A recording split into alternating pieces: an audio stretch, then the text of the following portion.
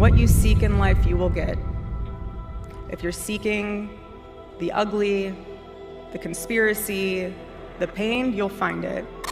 I still have the same gut instinct that I did initially. I find this very hard to believe. I think some questions need to be asked. Curiosity can totally derail us as Christians.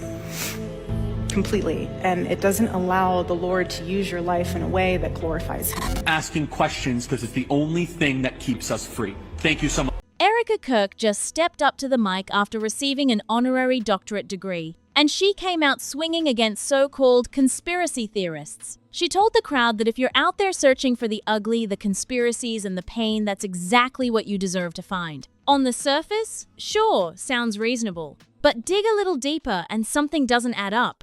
Because Erika's message is basically the complete opposite of everything Charlie stood for. Charlie constantly pushed his followers to never stop asking questions. It was practically his trademark. So why is Erika now trying to paint curiosity as something negative, even unchristian? During her Make Heaven Crowded tour, she told the crowd to stop being curious about things that don't matter. But as one TikTok user put it, who gets to decide what matters? Because when you move the way Erika moves, people are going to have questions. That's just how it works. Then, during that same speech, Erika claimed she doesn't bother responding to every accusation because it distracts from serving the Lord.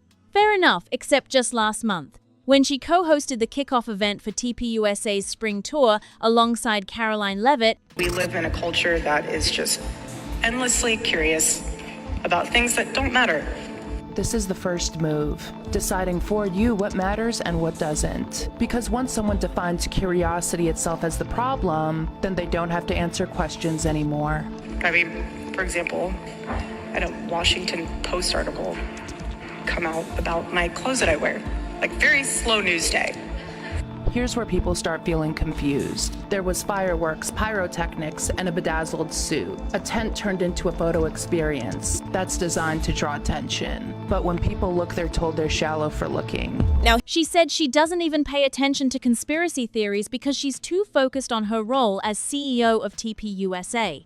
So which is it? Because weeks later, she came out with a video message complaining about people spreading lies about her. She even called out a Drewski skit specifically. But wait, didn't she just say she doesn't have time to read what people say about her? Didn't she say she doesn't care? This right here is exactly why people keep talking about Erika. She contradicts herself, and then when people start asking questions, she turns around and tells them curiosity is a sin. That's a bold move. And the most unsettling part? This whole narrative she's pushing that curiosity is dangerous or negative goes directly against what Charlie believed. If Erika's true mission is to carry on Charlie's legacy, why is she telling people to stop asking questions? Just months before his passing, Charlie was speaking at a TPUSA event and said he would never stop asking questions because it's the only thing that keeps us free. He even acknowledged being called a conspiracy theorist himself simply for daring to ask. So the contrast here is impossible to ignore. Fast forward to May 2026, Erika walks across the stage at Hillsdale College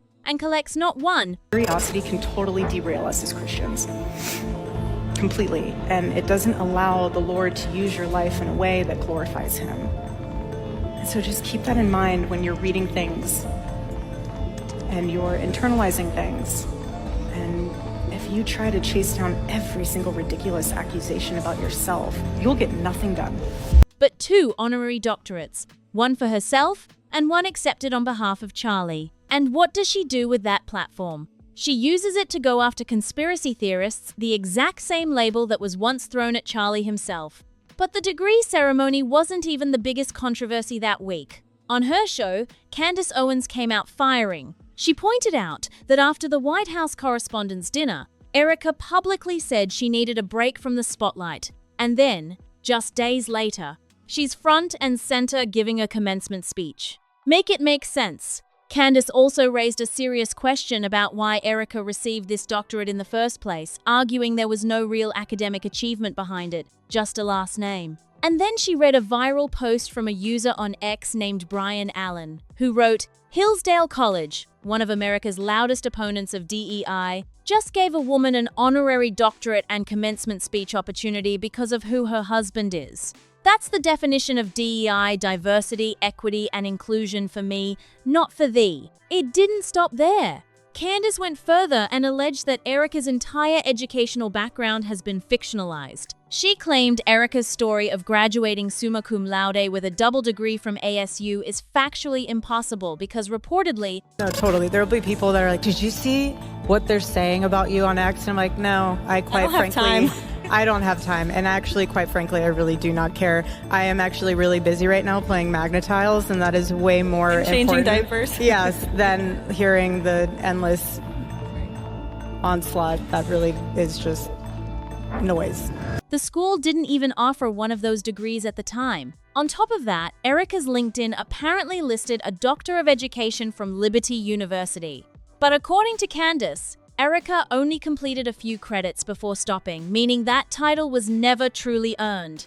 Now here's where it gets really interesting. Hillsdale College has built its whole reputation on being the gold standard of classical education, the institution that champions virtue, truth, and academic integrity above everything else. Their own doctor, Matthew Spaulding, literally called DEI toxic and said it attacks the integrity of academia. He even wrote a full op-ed for the Wall Street Journal titled, "DEI spells death for the idea of a university." And yet that same college hands an honorary degree to someone whose academic record, according to Candace, may not hold up under scrutiny. The irony is loud.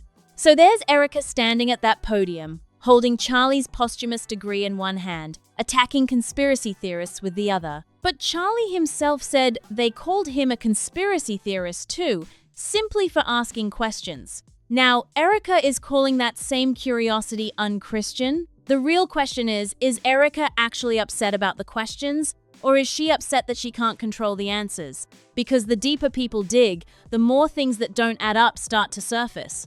Every morning I wake up to a new headline lying about me. I have comedians dressing up in whiteface. I have people saying I'm not fit to be CEO. Like why? Shortly before his passing, Charlie reportedly ordered a full financial audit of TPUSA. According to Candace, Turning Point was allegedly burning through far more money than it should have been, and Charlie wanted to know exactly where it was all going. But here's the real kicker. If you actually went up to Erika and asked why Charlie's financial audit was never completed, she'd probably look you dead in the eye and call you a conspiracy theorist for even bringing it up. And then remind you that asking questions is apparently unchristian now? Gaslight, gatekeep, and girl boss all in the name of the Lord. And that's what makes this whole situation so hard to watch. Because everything Erika is doing right now stands in direct contrast to what Charlie spent his entire career building. Charlie debated leftists, libertarians, critics, anyone willing to step into the ring. He welcomed the hard conversations. He never once told his audience to look away from something uncomfortable. He told them to look harder. That was his whole identity. Think about what that actually means for a second. Charlie Kirk built one of the most powerful conservative youth organizations in American history by telling young people to challenge the mainstream, question the narrative, and never accept what they were told at face value. I got smeared as a Jew hater, an anti-Semite, and conspiracy theorist because I said exactly what I just said. And I refuse to back down despite all the smears thrown at me.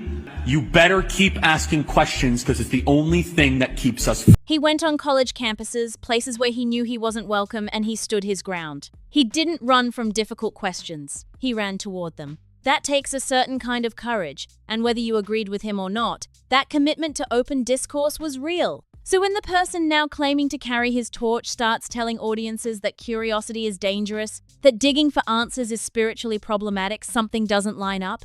It's not just contradictory. It's a complete reversal of the foundation Charlie spent years constructing. And the financial audit situation makes this even more uncomfortable to sit with. According to Candace, TPUSA was allegedly spending money at a rate that raised serious internal concerns. Charlie, the founder and the face of the entire organization, reportedly wanted a full investigation into where the funds were going. That's not a small thing. That's the leader of a major nonprofit demanding financial accountability from within his own house. And then he passed. And the audit? Reportedly never finished, never completed, just left hanging in the air like it never happened. Now the woman running the organization doesn't want to talk about it and frames anyone who brings it up as someone operating outside of God's will. That framing is doing a lot of heavy lifting. Because think about who actually benefits from people not asking about that audit. And over time, your thoughts become your priorities, and your priorities become your direction, and your direction becomes unmistakably your life. And what you seek in life, you will get. If you're seeking the ugly, the conspiracy, the pain, you'll find it. And if you're seeking the good and the true and the beautiful, you will find that as well. Think about who gains when the conversation gets redirected from finances and accountability towards spiritual finger-pointing. When the message becomes stop looking, the obvious question is always, what is someone afraid you'll find? Charlie asked that question his whole career, about institutions, about the media, about government. He pointed the lens outward constantly.